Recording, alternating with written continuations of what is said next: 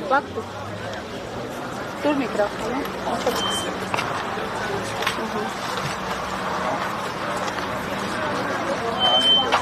Պարոն Շարմազանով, ինչպես եւ ենթադրելի է, առաջին հարցս հետընտրական Հայաստանի մասին է։ Ինչ սպասել, ինչպիսի զարգացումներ եւ առհասարակ ընտրությունները ինչի մասին էին այս ընտրությունները ու ինչ ցույց տվեցին։ Մենք դեռևս ապրիլի 4-ի մեր կուսակցության համագումարում ասել ենք, որ ընտրություններն արդեն կեղծվում են։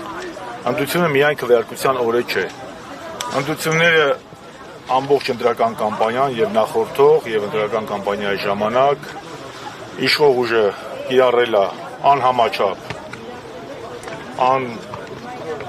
տեսանելի ռեպրեսիաներ իր քաղաքական հակառակորդների վրա, եղել է ադմինիստրատիվ վարչական ռեսուրսի կոպիտ կիրառում, դա ոչ միայն մենք ենք ընդգծել, դա ընդգծել են նաև նույնիսկ եվրոպացի ԵԱԿ դիտորդները, եղել է անհամաչափ աջակցություն Նիկոլ Փաշինյանի քաղաքականությանը արևմուտքի կողմից, արտաքին աջակցություն եւ կալանավորումներ, արդեն մինչև դատական որոշումները հանձնարարականներ դատական իշխանությանը եւ բնականաբար եղել այն ինչ որ սպասելի էր լինել, որովհետեւ երբ որ ընդդիմության ձեռքերը եւ ոտքերը կապված են, իսկ իշխանությունը ինչ ուզում անում է, ես կասեի, այս տվյալներն բավականին մեծ են, որ Նիկոլը չունի համադրական մեծամասնություն, Նիկոլը չունի այս բանի 3-5 օր եթե բարգավաճնացնում է, եւ մի բան ասեմ, ես իմ Facebook-յան գրառման մեջ եմ ասել, որ նույնիսկ այս անասելի ռեպրեսիաների, այս անասելի վարչական ռեսուրսի օգտագործման, այս արտաքին աջակցության պայմաններում հայ ժողովրդի ընտրության մասնակցած մեծամասնությունը 50+%-ը ոչ է ասում Նիկոլ Փաշինյանին։ Հիմա իրանք իշկամած ծափ տան, գոռան, իրանք չէին ասում, որ համադրական մեծամասնություն են հավաքեցին։ Ժողովուրդը ոչ թե այո ասել, այլ ոչ ասել Նիկոլի Հայաստանի ադրբեջանացման քաղաքականությանը։ Մնացածը արդեն կտեսնենք ընդդիմադիր ուժերը, նրանք ովքեր որ մասնակցել են պարլամենտական ընտրություններին, հիմա հաշվարկ կա գնում, ամսի 14-ին են սպասում Կենտրոնական ընտրական հանձնաժողովի որոշմանը վերջնական, այն ժամանակ կտեսնենք, ես հիմա չեմ ուզում հապճեպ գնահատականներ տամ, թե ինչ պետք է անի ընդդիմությունը։ Իսկ առհասարակ հայր այդ հարցը դրված է արդեն հանրային շրջանակներն են քննարկում վերցնել թե չվերցնել մանդատները։ Ձեր տեսլականը որն է որպես քաղաքական գործիչ, փորձառու քաղաքական գործիչ։ Ես չեմ ուզում հիմա իմ կարծիքը արտահայտեմ, որպեսզի որևէ ճնշում չդիտարկվի էլի այս կամ այն ընդդիմադիր ուժի վրա։ Ես կարծում եմ, որ մանդատ վերցնելը չի խանգարելու փողոցային պայքարին։ Ասիկը եթե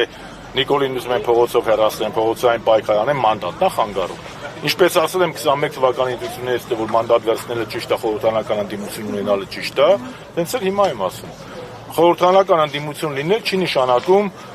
պայքարից հրաժարվել կամ փողոցային պայքարից հրաժարվել։ Օրինակ, եթե բացատրեն, որ մանդատները չեն վերցնում, Նիկոլը գնում է, հարց չկա։ Մենք այսօր պատրաստ ենք փողոցային պայքարի, մենք միշտ պատրաստ ենք եղել։ Մենք մեր սեփական օրինակով հանրապետականը ցույց է տվել, որ ուղղակի չի առաջադրվել, չի մասնակցել ընտրություններին, որպեսզի չջլատի ընդդիմադիր դաշտը։ Որպեսզի նախկին ներկա այդ շինծուբանը ավելի չակտիվանա։ Մենք դրա մասին խոսել ենք։ Հիմա գնդակը Կենտրոնական ընտրականի դաշտում եկել ընդդիմադիր ուժերի, մարդիկ քննարկում են, կքննարկենք, ասեն, պետք չի տես մեծ պրեսինգի ենթարկել այդ ուժերին։ Թող իրանք հանգիստ մտածեն այդ մարդիկ, եւ ուժեղ Հայաստանը, եւ Հայաստան դաշինքը, եւ Բարգավաճը, եթե աստվածտանցնի, իրանք կքննարկենք, ասեն, փորձառու ուժեր են, փորձառու գործիչներ են, ազգային մարդիկ են կորոշեն։ Պետք չի հիմիկվանից պրեսինգի ենթարկել այդ մարդկանց։ Մեկը ասի վերցրու, մեկը ասի մի վերցրու։ Պարոն Շարմազան, եւ վերջին դիտարկումը, թեև հանրապետականը չմասնակցեց ընտրություններին, բայց ընտրությունները չանցան առանց հանրապետականների, հատկապես իշխանությունները էլի բոլոր հակադրությունները ձեր հետ էին անում։ Տեսանք նաեւ այլ շրջանակներ վերջին օրերին ակտիվացել են եւ էլի հիշում են հանրապետականին։ Ինչու է ձեր ստվերը շարունակ խանգարում։ Որովհետեւ մեր ստվերը չի, մենք կանք ու լինելու ենք։ Մենք պայքարելու ենք մեր իդեալների համար։ Ու բոլոր այն ազգային ուժերի հետ միասին, ովքեր որ գտնում են, որ Ղարաբաղյան շարժումը ճիշտ շարժում է եղել, որ Ղարաբաղյան շարժումը ծնել է Հայաստանի երրորդ հանրապետությունը, որ անկախության հռչակագիրը դա մեր անձնագիրն է եւ ծննդյան վկայականն է, եւ մենք իրավունք ունենք հրաժարվել այդ արժեքներից ու Հայաստանը դարձնել վիլայետ կամ Արևմտյան Ադրբեջան։ Պայքարը շարունակվում է, իսկով ասեմ, որ պայքարը պետք է հունիսի 7-ին շարունակվի։ Քաղաքական գործիչները պետք է իրենց իդեալների համար, իրենց գաղափարների համար պայքարեն։ Իսկ նրանք, ովքեր որ քաղաքականության մեջ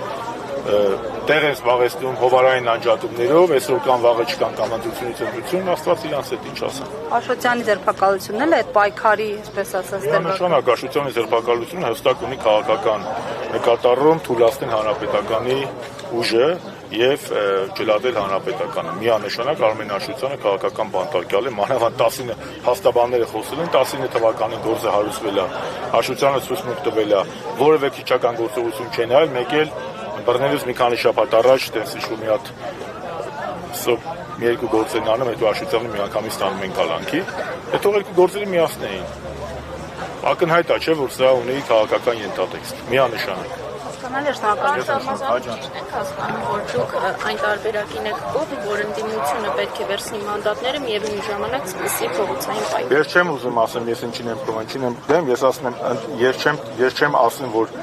փողոցային պայքար եւ ճնշում կարելի է գործադրել իշխանության վրա, միայն արտախորհրդարանական կարգավիճակով կամ մանդատներից հրաժարվելով։ Ես ասում եմ, մանդատը պայքարի վնաս չէ։ Ընդդիմության մանդատը Նիկոլի դեմ պայքարի վնաս չէ, սա է այն կարծիքը, բացի իրենք պետք է որոշեն։ Ես եւի կողմնակից եմ, ոչ թե կանգանում։ Շնորհակալություն։